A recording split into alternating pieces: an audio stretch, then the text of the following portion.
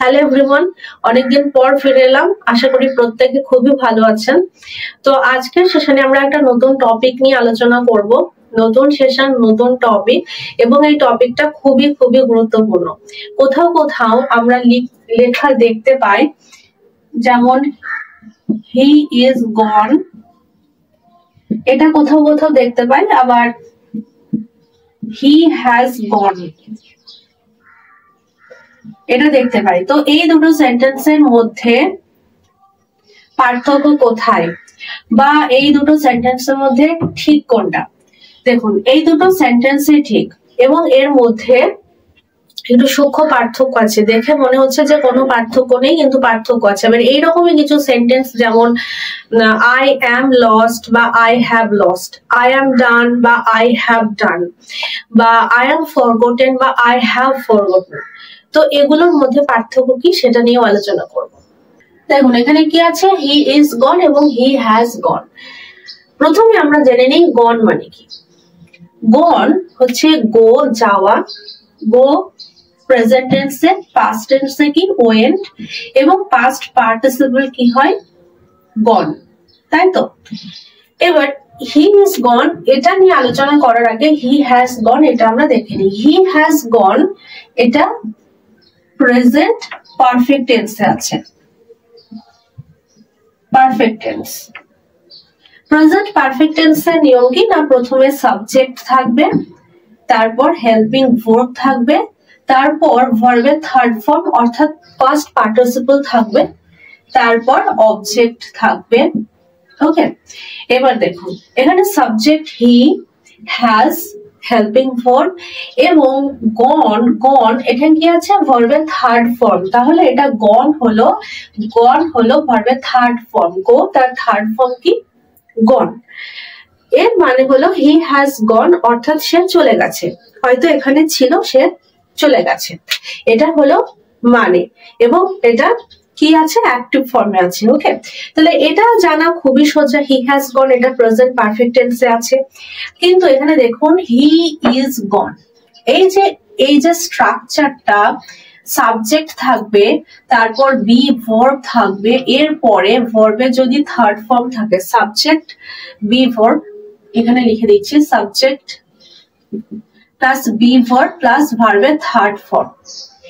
ভার্বের third form, এখানে এই যে ভার্বের থার্ড ফর্মটা আছে, এটা প্যাসিভে হতে পারে,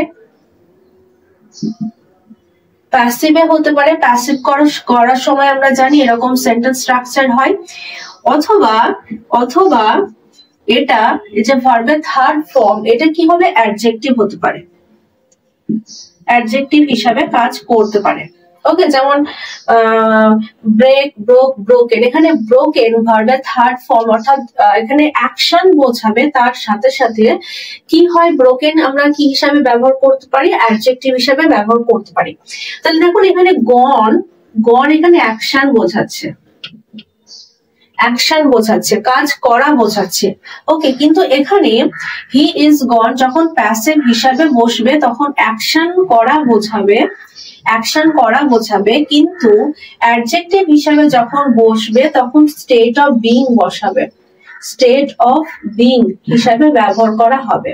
এখানে দেখুন হি ইজ গন, এখানে যদি আমরা হি ইজ গন এটাকে প্যাসিভ সেন্সে নিয়ে আসতে চাই, তাহলে কারো দ্বারা তার যা হয়েছে এটা তো কোনো প্যাসিভ সেন্স আসছে না। যখন কোনো প্যাসিভ সেন্স আসবে না তখন অ্যাডজেক্টিভ হিসেবে বসবে, বুঝে নিতে হবে এটা অ্যাডজেক্টিভ হিসেবে ব্যবহার করা হয়েছে।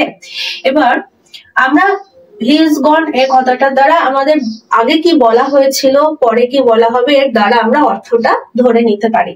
ওকে, তাহলে এখানে অ্যাকশন করা বোঝাচ্ছে না, এখানে স্টেট অফ বিইং বোঝাচ্ছে। কিভাবে, দেখুন he is gone, he is মানে সে হয়, সে কিছু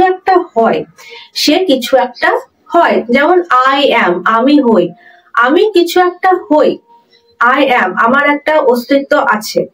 কিন্তু যখন আমি বলবো হি ইজ, সে হয়, গন মানে কি, চলে যাওয়া, তাহলে হি ইজ গন এখানে এর মানে হলো এর কোনো অস্তিত্ব নেই, হয়তো যে ছিল সে মারা গেছে। এখানে কি বলা হচ্ছে, হি ইজ গন মানে তার কোনো এক্সিস্টেন্স নেই, এটা বলা হচ্ছে। অর্থাৎ স্টেট অফ বিং এবং তার কোনো অস্তিত্ব নেই গনের দ্বারা, তাই প্রকাশ করা হচ্ছে। তাহলে বোঝা গেল এরকম যদি সেন্টেন্স থাকে he is gone, he has gone, তাহলে প্যাসিভ সেন্সে যদি হি ইজ গন, এটা তো আমরা জানলাম হি হ্যাজ গন অ্যাকশন বোঝাবে, গনটাকে যে ভার্ব থাকবে এটা অ্যাকশন বোঝাবে।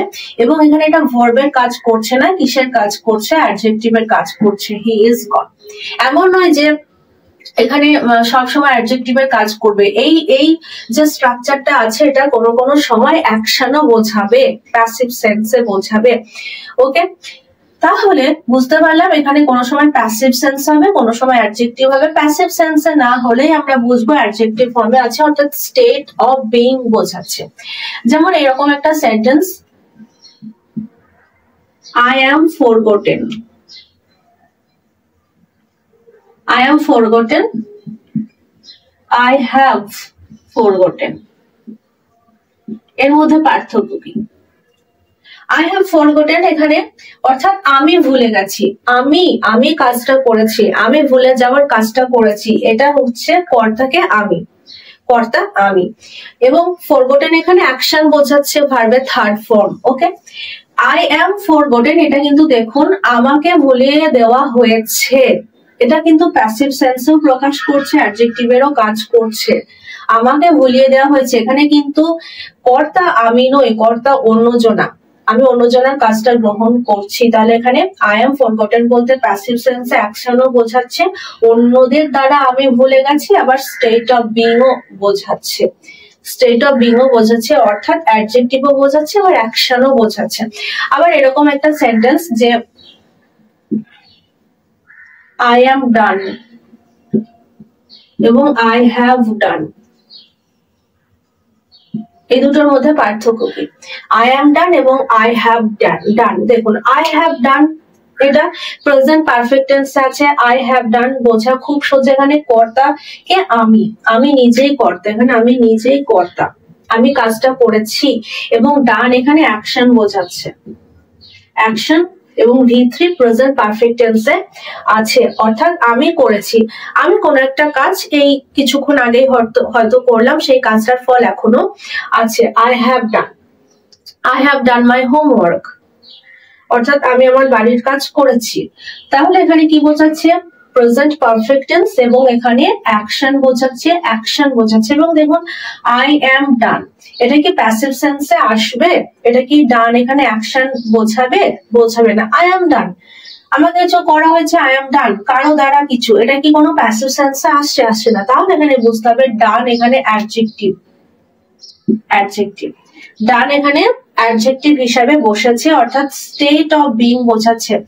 I am done with my homework, এরকম বোঝাবে। এখানে I am done বলতে কোনো একটা কাজ ফিনিশ করা বোঝাবে, বা কারো প্রতি কোনো কিছু বিরক্তি বা ইরিটেটেড এরকম বোঝাবে। ওকে, বা এরকম আমরা বলতে পারি I am done with your rude behaviour, অর্থাৎ আমি তোমার এরকম খারাপ আচরণে অতিষ্ঠ হয়ে উঠেছে, এরকম বোঝায়, এরকম সেন্সে বোঝায়, তাই না? I am done with my dinner, অর্থাৎ আমি আমার ডিনারটা পুরোপুরি শেষ করে ফেলেছি আর তার কোনো অস্তিত্ব নেই, এরকম ক্ষেত্রে I am done বোঝাবে I have done, যেটা আমি কাজটা শেষ করেছি, এক্ষেত্রে I am done বোঝাবে। আবার আছে যেমন I am lost এবং I have lost, পার্থক্য কি? I am lost এবং I have lost মানে আমি হারিয়ে ফেলেছি, অ্যাকশন করা বোঝাচ্ছে এখানে lost, এবং I am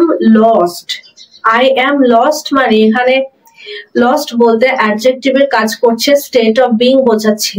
অর্থাৎ এখানে I am lost বলতে কোনো একটা এমন একটা সিচুয়েশন বোঝায় যেখানে আমি কি করব বুঝতে পারছি না, এরকম মানে আমি বুঝতে পারছি না আমি কি করব, I am lost, আমি বুঝতে পারছি না আমি কি করব, এরকম ক্ষেত্রে I am lost এই সেন্টেন্সটি ব্যবহার করা হয়। সো ফ্রেন্ডস, আজকের সেশনে আমরা শিখে নিলাম হি ইজ গন বা হি হ্যাজ গন বা I am forgotten বা I have forgotten এই যে সেন্টেন্স গুলো আছে এই সেন্টেন্স গুলোর মধ্যে বেসিক কি পার্থক্য, একটা অ্যাকশন বোঝাবে, একটা অ্যাকশনের উপর এমফাসাইজ করবে যেটা প্রেজেন্ট পারফেক্ট টেন্সে থাকবে, অর্থাৎ হ্যাভ দিয়ে যখন হবে বা হ্যাজ হেল্পিং ভার্ব থাকবে, সাবজেক্ট হেল্পিং ভার্ব প্লাস ভার্বের থার্ড ফর্ম, এবং যখন সাবজেক্ট বি ভার্ব এবং ভার্বের থার্ড ফর্ম থাকবে তখন সেটা কোনো কোনো সময় প্যাসিভ সেন্সে হবে এবং কোনো কোনো সময় কি হবে অ্যাডজেক্টিভ হিসেবে কাজ করবে ভার্বের থার্ড ফর্ম, অর্থাৎ স্টেট অফ বিং বোঝাবে। এখানে স্টেট অফ বিং এর উপর এমফাসাইজ করা হচ্ছে, কোনো অ্যাকশনের উপর এমফাসাইজ করা হচ্ছে না, অর্থাৎ অ্যাকশন বোঝাচ্ছে না, কাজ করা বোঝাবে না। আশা করি এই নিয়ে কোনো ডাউট থাকবে না। যদি কোনো ডাউট থাকে অবশ্যই কমেন্ট সেকশনে জানাবেন। আগে যেরকম বলতাম এখনো বলছি। তো দেখা হচ্ছে পরের সেশনে নতুন নতুন টপিক নিয়ে। ততক্ষণ সবাই ভালো থাকবেন, সুস্থ থাকবেন। Thank you.